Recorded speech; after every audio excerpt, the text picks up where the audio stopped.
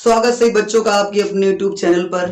और प्यारे बच्चों, आज हम लोग पढ़ने वाले हैं भौतिक विज्ञान के एक महत्वपूर्ण डेरिवेशन को, कि उसको सूत्र को हम कैसे उत्पन्न करेंगे उसके बारे में हमको पढ़ना है। तो बिना किसी देरी के हम लोग स्टार्ट करते हैं। तो प्यारे बच्चों, मैं आपको बता दूं कि इस श्रृंखला में, डेरिवेशन की श्रृंखला में, हम लोग भौतिक विज्ञान के क्लास 12 के महत्वपूर्ण डेरिवेशन को कवर करने वाले हैं और उसको हम लोग स्टेप बाय स्टेप एक एक डेरिवेशन को समझाते चले जाएंगे। तो आपका जो प्यारा सा डेरिवेशन है उसमें आपका पहला आता है, एक डेरिवेशन है। तो ऐसे देखा जाए तो कूलॉम का नियम एक नियम है, तो नियम वाली श्रृंखला अलग बना दी जाएगी। कूलॉम का नियम, गॉस का नियम, फिर ओम का नियम, फैराडे का नियम। तो जो नियम वाले हैं, नियम वाली वीडियो एक अलग से पड़ जाएगी। इसमें आप लोगों को 8-10 वीडियो आएंगे, उसमें नियम ही नियम रहेंगे। और जैसा कि हम लोग आज पढ़ेंगे डेरिवेशन के बारे में, तो डेरिवेशन वो होते हैं जिसमें सूत्र का निगमन करना रहता है।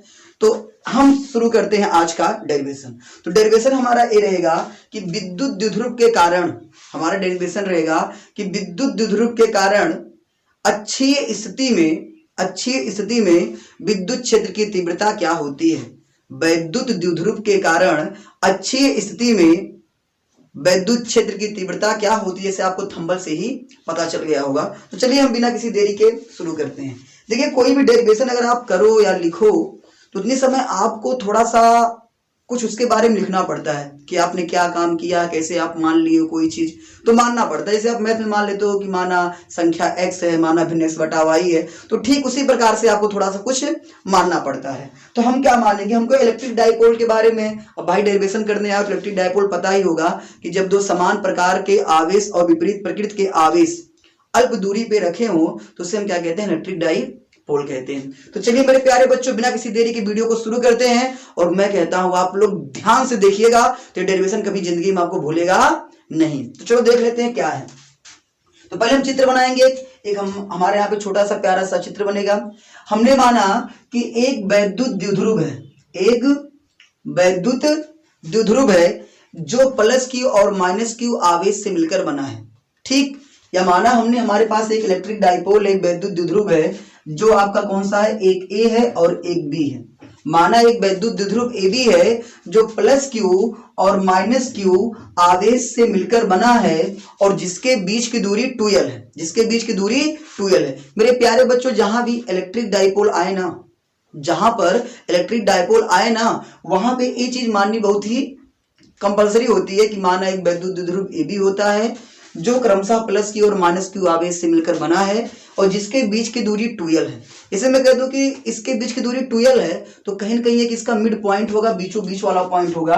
तो मानते हो बीचों बीच वाला पॉइंट कौन सा है, O है। कौन सा है, O है। इसका मतलब आधी दूरी इधर होगी, आधी दूरी इधर होगी। तो आप 2L मान के चले हो तो इधर का हो जाएगा L, इधर का हो जाएगा L और इधर का भी हो जाएगा L। समझ बात आई, क्योंकि दूरी कितनी है 2L, तो इधर का भी L और इधर का भी L। अब बात क्या कहती है कि पूरे जो इलेक्ट्रिक डाइपोल है आपके के परावैद्युतांक के माध्यम में रखा गया है। अब के परावैद्युतांक का जो माध्यम होता है प्यारे बच्चों, वो जिससे कि आपका y हो गया, तो y प्लस k का मान 1.013 होता है, समथिंग 1 के बराबर माना जाता है। निर्वात के लिए k का मान 1 होता है। इसके बाद आप कांच में जाओगे तो k का मान 6 हो जाता है। धातुओं के लिए अनंत होता है। तो कोई माध्यम में रखा गया है ये चीज, ऐसा नहीं कि वैक्यूम में ही रख दिया गया है, किसी माध्यम में भी हो सकता है। तो किसी के वाले माध्यम में रखा गया है और यहां से O से स्मॉल r मीटर की दूरी पर एक पॉइंट आपका है P। एक पॉइंट क्या है आपका P, और उसी पे आपको बताना है विद्युत क्षेत्र की तीव्रता कितनी होगी। उसी पे आपको बताना है विद्युत क्षेत्र की तीव्रता कितनी होगी। मेरे प्यारे बच्चों, फिर से इस चित्र को थोड़ा सा जो मानने वाला है वो आपको लिखना पड़ेगा। मैं एक बार बोल देता हूं, आप चाहो तो इसको नोट भी कर सकते हो आराम से वीडियो को स्लो करके। माना एक वैद्युत द्विध्रुव AB है जो प्लस Q और माइनस Q आवेश से मिलकर बना है, जिसके बीच की दूरी 2L है। यह द्विध्रुव के परावैद्युतांक के माध्यम में स्थित है। द्विध्रुव के केंद्र O से स्मॉल r दूरी पर एक बिंदु P है जहां पर विद्युत क्षेत्र की तीव्रता ज्ञात करनी है। बोले तो कैपिटल E का मान ज्ञात करना है। तो मेरे प्यारे बच्चों, शुरू करते हैं। अब क्या करेंगे, हम लोग थोड़ा चित्र का मंथन करेंगे, इसके बाद हम देखेंगे कि है क्या। तो यहाँ पे चलो हम देखते हैं। थोड़ा डेरिवेशन बड़ा हो इसलिए हो सकता है कि आपको एक बार स्क्रीनशॉट लेके फिर हम लोग आगे बढ़े। तो हम लोग देखते हैं कि चित्र से क्या देखते हैं हम लोग, चित्र से चित्र से थोड़ा सा हम ध्यान देंगे और चित्र से थोड़ा समझने का प्रयास करेंगे चित्र में हमको करना क्या है। देखो चित्र से यहां से O और P के बीच की दूरी कितनी लल्ला है, कहेगा स्मॉल r, तो लिख देंगे OP बराबर कितना हो गया, स्मॉल r हो गया।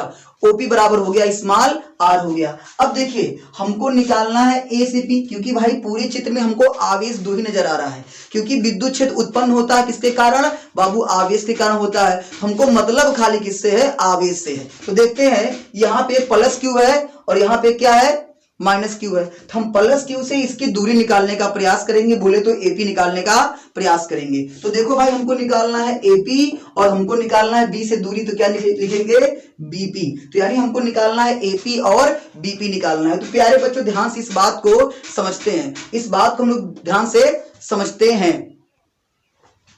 हाँ, तो जैसा कि हम लोग देखते हैं एपी और बीपी, तो आप यहां से एपी निकालोगे, थोड़ा ध्यान से इस बात को समझना बाबू। आप किसको निकालने का प्रयास कर रहे हो, एपी निकालने का प्रयास कर रहे हो। तो ए से पी निकालोगे तो यहां से दूरी कितनी है, आर, कितनी दूरी यहां से, आर। ए से पी चाहिए ना, तो इस यल को घटा दो ना, इतना काट के निकाल दो ना, तो एपी नहीं आ जाएगा, कहोगे हाँ सर आ जाएगा। तो क्या करना है, आर में से सी यल को घटा दो, आर में से सी यल को घटा दो, क्या आ जाएगा आपका, एपी आ जाएगा।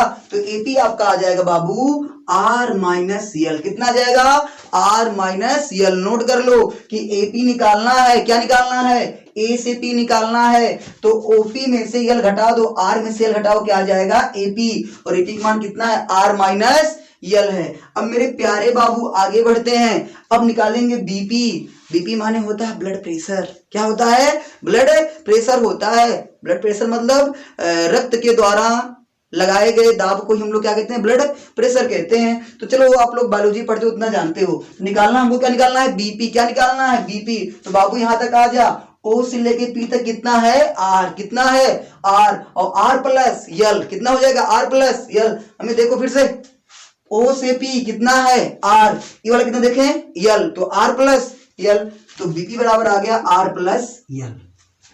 भाई आशा करता हूं इतना समझ गए होंगे, बड़ी मेहनत करने के बाद इतना आपको मैंने निकाल के बताया है। आप भी मेहनत मत करिएगा, ध्यान से देख के बता दीजिएगा, कोई दिक्कत नहीं है। अब बाबू चल मेरा आगे, अब बताओ कि एक आवेश है, तो आवेश क्या करता है, आवेश की परिभाषा ही कहती है ना कि आवेश किसी भी द्रव्य का वह गुण होता है जो विद्युत और चुंबकीय क्षेत्र उत्पन्न करता है। तो थोड़ा दिमाग डालो, शब्दों पे ध्यान दो कि आवेश किसी भी द्रव्य का वह गुण होता है जो विद्युत और चुंबकीय क्षेत्र उत्पन्न करता है।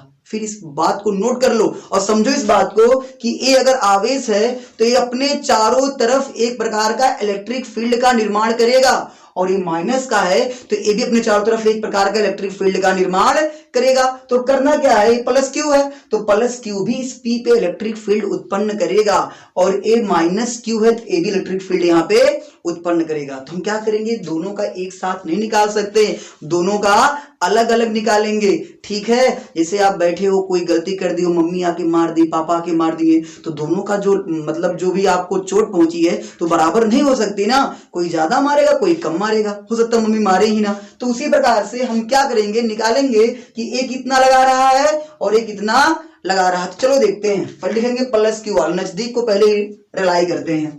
तो लिखते हैं प्लस क्यू आवेश के कारण, प्लस क्यू आवेश के कारण बिंदु पी पर, किस पे भैया, बिंदु पी पर उत्पन्न विद्युत क्षेत्र की तीव्रता। प्लस क्यू आवेश के कारण बिंदु पी पर उत्पन्न वैद्युत क्षेत्र की तीव्रता, वैद्युत क्षेत्र की तीव्रता। मेरे प्यारे बच्चों एक बार इसको मिटाना तो पड़ेगा ही, थोड़ा सा डेरिवेशन लंबा है इसलिए। तो प्लस क्यू आवेश के कारण बिंदु पी पर उत्पन्न वैद्युत क्षेत्र की तीव्रता, तो बाबू लिखिएगा ई ए, ई का मतलब विद्युत क्षेत्र की तीव्रता, ए का मतलब ए के द्वारा, ठीक। ई का मतलब विद्युत क्षेत्र की तीव्रता, ए का मतलब ए के द्वारा। अब देखते हैं तो फार्मूला ही बराबर क्या होता है बाबू, आप लोग पढ़ के आए होंगे ना। एक चीज यहाँ पे लल्लन टाप बता देता हूं तुम लोगों को, लल्लन टाप बात ही लिखानी है आप लोगों को कि जो एक आवेश होता है, जो एक आवेश तीव्रता उत्पन्न करता है, वो होता है E बराबर 1/4 पाई एप्सिलॉन 0 के क्यू बटा आर का स्क्वायर। ई बराबर 1/4πε0 के Q बटा R का स्क्वायर। ई अकेला कोई भी आवेश है तो इस प्रकार से अपना विद्युत क्षेत्र उत्पन्न करता है। तो इसी फार्मूले का प्रयोग करेंगे तो प्लस Q आवेश के कारण बिंदु P पर उत्पन्न विद्युत क्षेत्र की तीव्रता, तो ये बराबर हो जाएगा 1/4πε0 के 1/4πε0 के और हो जाएगा Q और R स्क्वायर माने दूरी का स्क्वायर। तो लल्ला किसका निकाल रहा है? प्लस Q का। प्लस Q कौन पॉइंट पे रखा गया? बाबू बोलेगा A पर। A से P की दूरी कितनी है? तो बाबू कहेगा AP R माइनस L। कितना कहेगा?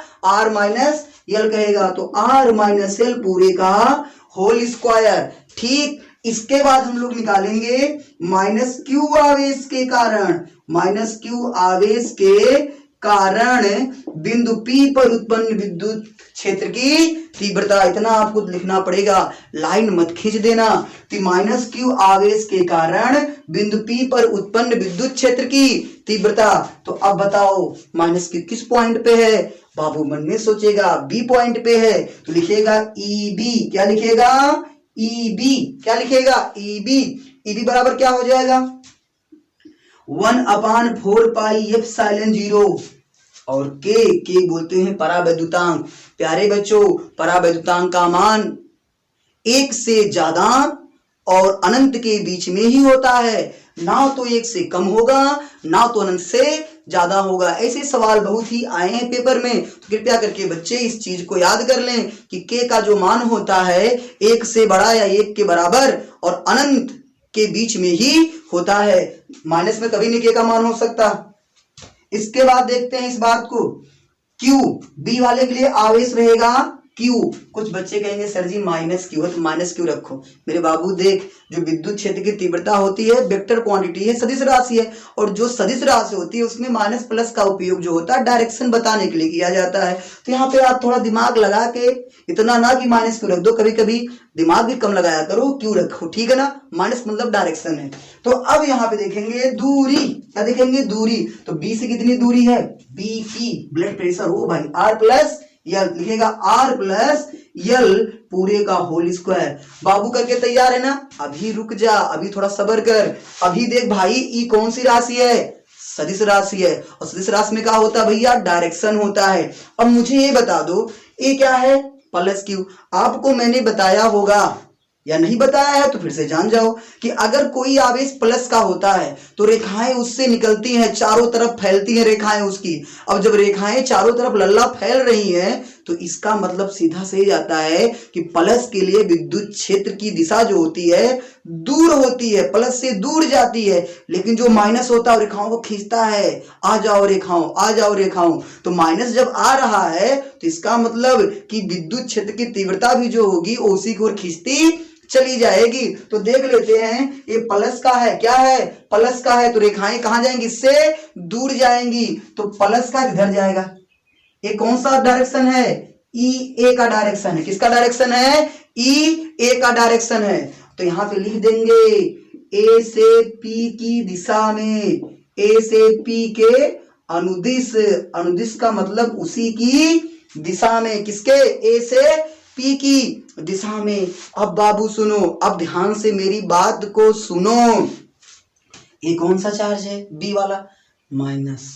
जब माइनस है तो उसको खींचेगा ना जी, तो P पे तुम निकालना तो खींचेगा, और जब खींचेगा तो ये B वाला इस साइड आएगा, हो जाएगा EB। क्या हो जाएगा? EB। तो खींच रहा है ना, तो लिख देंगे P से B की ओर। P से देखो, P वाला यहाँ पे ना, B वाला यहाँ पे, P से B की ओर। तो P से B के अनुदिश, P से B के अनुदिश। शायद यहां तक आपको बात समझ में आई हो, शायद आपको बात यहां तक समझ में आई हो। पहले हमने दूरी निकाला, फिर इस फार्मूले का प्रयोग करके प्लस Q आवेश के कारण बिंदु P पर उत्पन्न विद्युत क्षेत्र की तीव्रता निकाल रहे हैं। जब तीव्रता निकाल रहे हैं तो इतना निकला, दूरी तो R माइनस L स्क्वायर हो गया, लेकिन डायरेक्शन प्लस का तो उधर जाएगा, तो इधर जा रहा है। ठीक, इसके बाद ये चीज क्या है? EB माइनस की है, उसको इधर खींचेगा, उसको इधर खींचेगा। जब इसको इधर खींचेगा तो क्या हो जाएगा बाबू? जब इसको इधर खींचेगा तो क्या हो जाएगा? EB इस साइड हो जाएगा। अब करना क्या है? तुम सोचो कि एक चीज P है, एक चीज पी है, मान लो इसी चीज को हम आपके मार्कर को, तो मेरा मार्कर है, मेरे मार्कर को क्या करते हो, एक इधर धागा बांध दिए, इधर बांध दिए, अब दोनों लोग खींचो तो बताओ किधर जाएगा ये?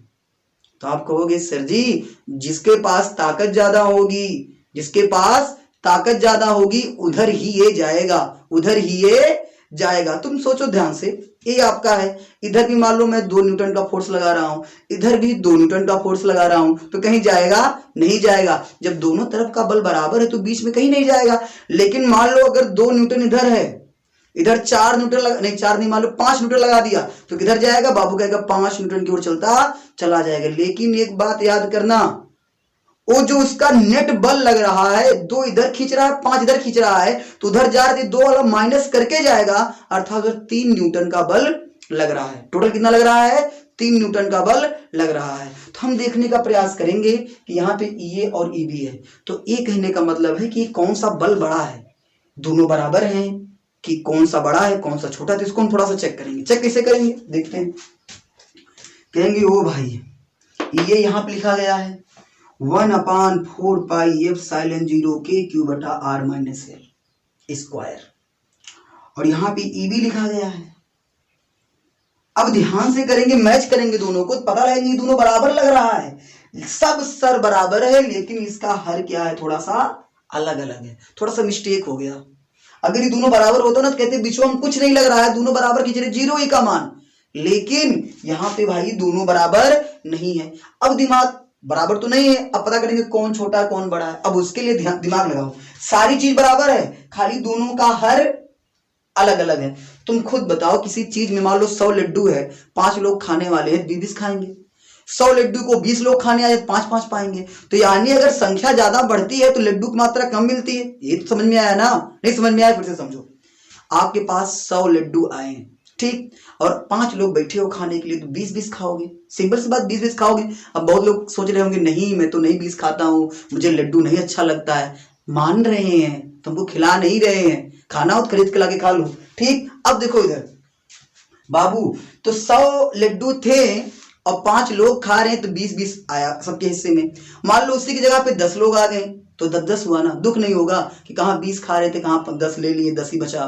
तो कहने का मतलब अगर संख्या बढ़ती है भाग करने वाले की तो उसका मान छोटा होता चला जाता है। इसका मतलब यही है। यहाँ पे R माइनस L, यहाँ पे कम लोग थे और यहाँ पे कितने लोग हो गए? ज्यादा लोग हो गए। तो ये चीज यह हो गई बड़ी, हो गई कम। R माइनस L भाई, R में से L घटा के फिर वर्क करना है, और R प्लस L, R में L जोड़ के फिर वर्क करना है, तो बड़ा तो ही हुआ ना। और जब बड़ा ये हो गया तो भाई जब संख्या बढ़ गई तो कम मिलेगा ना खाने को, तो ये कम है और ये क्या है? ज्यादा है। तो अब यहाँ पे लगाएंगे P पे अध्यारोपण का सिद्धांत। अध्यारोपण का सिद्धांत सिंपल कहता है कि किसी भी बिंदु पे लगने वाला परिणामी विद्युत क्षेत्र की तीव्रता सभी तीव्रताओं के सदिश योग के बराबर होती है। तो मेरे प्यारे बच्चों यहां तक आप नोट कर लो, एक बार स्क्रीनशॉट मारो, फिर आगे बढ़ते हैं। चलिए, आपका आशा करते हैं स्क्रीनशॉट आपने ले लिया होगा, यूज करके ले लो, नहीं ले पाते हो तो चलो। अब हम क्या करते हैं, हम ये करते हैं इसको मिटा के फिर हम लोग बढ़ते हैं आगे की ओर और देखने का प्रयास ये करते हैं बाबू कि क्या होगा और क्या नहीं होगा। चलिए देखते हैं। तो अध्यारोपण के सिद्धांत से, थोड़ा सा मैं जगह ले लेता हूं उधर, मेरा फेस ना दिखे तो कोई दिक्कत मत लेना, मैं यहीं पे हूं। तो अध्यारोपण के सिद्धांत से, अध्यारोपण के सिद्धांत से, अध्यारोपण का सिद्धांत ये कहेगा कि दोनों को कर दिया जाए ऐड, बोले तो EA प्लस EB। लेकिन आप ये कहोगे कि सर EA और EB को ऐड नहीं किया जाएगा क्योंकि डायरेक्शन अलग अलग है। अगर आप लोग मेरा TGR नहीं जानते हो, TGR में एक वीडियो उसका बना के डाल दूंगा, 3 गोल्डन रूल, ठीक है ना। 3 गोल्डन रूल जो फिजिक्स के होते हैं वो मैं बना के डाल दूंगा एक दिन, तो उसको आप लोग देख लेना। तो अभी ये जानो कि अध्यारोपण सिद्धांत दोनों जुड़ेगा, लेकिन चूंकि EA व EB, वेक्टर EB की दिशाएं क्या हैं? विपरीत है। दिशाएं क्या भैया? विपरीत है। दिशाएं क्या है? विपरीत है, अलग अलग हैं। और जब दिशाएं अलग अलग हैं तो हम लोग क्या करेंगे, घटाएंगे। कौन सा बड़ा आया था? A वाला बड़ा आया था, B वाला छोटा आया था। तो लिखेंगे वेक्टर E बराबर vector EA minus vector EB, vector EA minus vector EB। अब EA का मान रखेंगे, आपको पता है इसका मान आया था 1/4 pi epsilon 0 K Q upon R minus L पूरे का होल स्क्वायर, सही है ना। इसके बाद माइनस का साइन लगा दोगे, 1 अपान 4 पाई एप्सिलॉन 0 के Q upon R plus L का होल स्क्वायर, सही है। फिर हम क्या करेंगे, देखो सब में कॉमन बहुत सी चीज है। कॉमन क्या है, Q 4 पाई एप्सिलॉन 0 के इसमें भी है, Q 4 पाई एप्सिलॉन 0 के इसमें भी है। तो आपका हो जाएगा Q 4 पाई एप्सिलॉन 0 के कॉमन कर लिए तो आ गया 1 अपान आर माइनस एल पूरे का होल स्क्वायर और minus 1 upon R plus L पूरे का होल स्क्वायर। ठीक, अब आपको करना क्या है, अब यहाँ पे तिर्यक गुणा कर देंगे। कौन सा गुणा कर देंगे, तिर्यक गुणा कर देंगे। कुछ लोगों को इसको कैंची गुणा कहते हैं, पता नहीं कैंची गुणा क्या होता है, तिर्यक गुणा कहते हैं जी। ठीक, तिर्या नहीं कहते, तिर्यक गुणा कहते हैं, ठीक है ना। और जब तिर्यक गुणा करेंगे देख लेते हैं आगे क्या होने वाला है। इसका इसमें होगा, इसका इसमें होगा, तो फिर लिखेंगे वेक्टर ई बराबर इसका इसमें करेंगे तो हो जाएगा आर प्लस एल पूरे का whole square, R plus L पूरे का होल स्क्वायर और फिर माइनस आर माइनस एल पूरे का होल स्क्वायर और बटा, सॉरी थोड़ा सा कुछ मिस्टेक हो गया ना, एक कॉमन वाला हम लोग नहीं लिए, देख लेते हैं फिर से, थोड़ा सा मिस्टेक हो गया जी, भावनाओं में बह गया मैं, चलो छोड़ो, मार रखो तो Q अपान 4 पाई एप्सिलॉन 0 के, सही है ना, सही है एकदम। अब मान रख रहे हैं, इसका तिर्यक गुणा करेंगे, जब तिर्यक गुणा करेंगे तो इसका होगा इसमें तो हो जाएगा आर प्लस एल पूरे का whole square, R plus L पूरे का होल स्क्वायर हो जाएगा।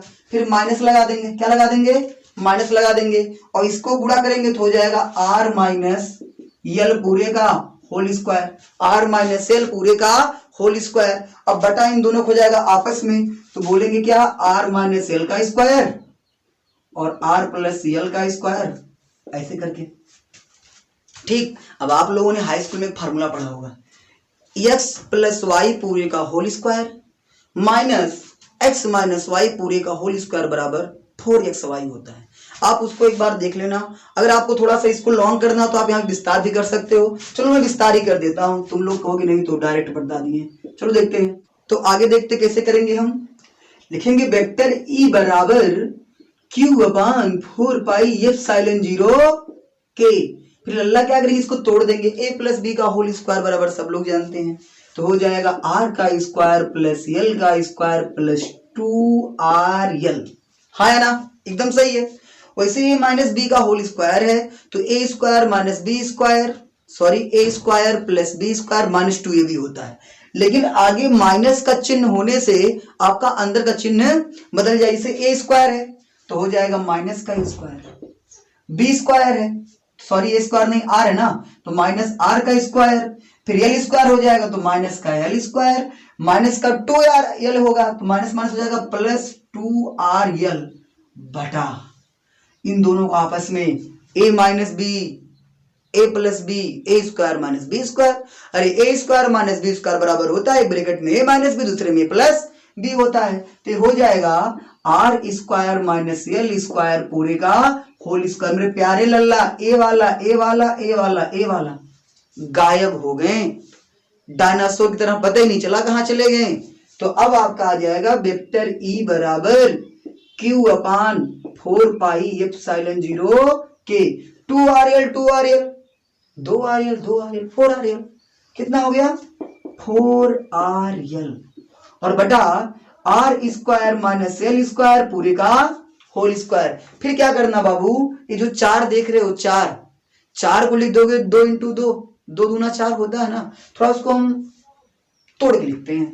जब तोड़ के लिखेंगे तो वेक्टर ई बराबर 1 अपान 4 पाई एप्सिलॉन 0 के लिख देते हैं, Q इस 4 को लिखते हैं 2, यहां से लेते हैं L और लेते हैं 2R, कोई दिक्कत नहीं भाई, देख लो 2 दूना 4 Q L R सब है और यहाँ पे आपका हो जाएगा R square minus L square पूरे का होल स्क्वायर। इतनी चीज आपकी बन जाएगी P, Q गुणे 12 क्या बन जाएगा आपका P बन जाएगा, क्या बन जाएगा Q गुणे 12 आपका P बन जाएगा। तो चूंकि P बराबर होता है Q गुणे 2L तो यहाँ पे लिख दिया जाएगा P, तो वेक्टर ई बराबर हो गया 1 अपान 4 पाई एप्सिलॉन 0 के, ठीक।